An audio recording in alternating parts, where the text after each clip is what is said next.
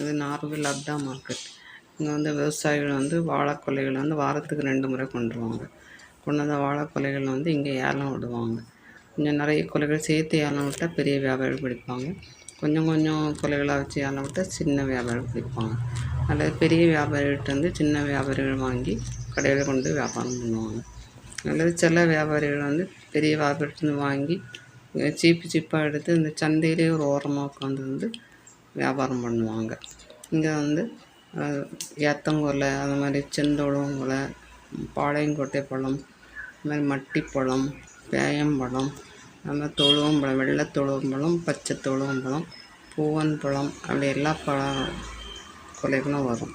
அந்தந்த சீசனில் விளையக்கூடிய வாழைக்கொலைகளை கொண்டு வந்து இங்கே வந்து ஏலம் விட்டு அதை வியாபாரம் பண்ணுவாங்க. இந்த வாழைப்பழங்கள் வந்து சாப்பிட வந்து நம்ம உடம்புக்கு ரொம்ப நல்லது. இந்த வாழைப்பழத்தில் வந்து பொட்டாசியம் சத்து இருக்கனால அது பிபியை குறைக்குன்னு சொல்கிறாங்க. அது மாதிரி இது மலச்சிக்கலை நிற்குன்னு சொல்கிறாங்க. ஆனால் தினமும் ஒரு வாழைப்பழம் சாப்பிடுங்க.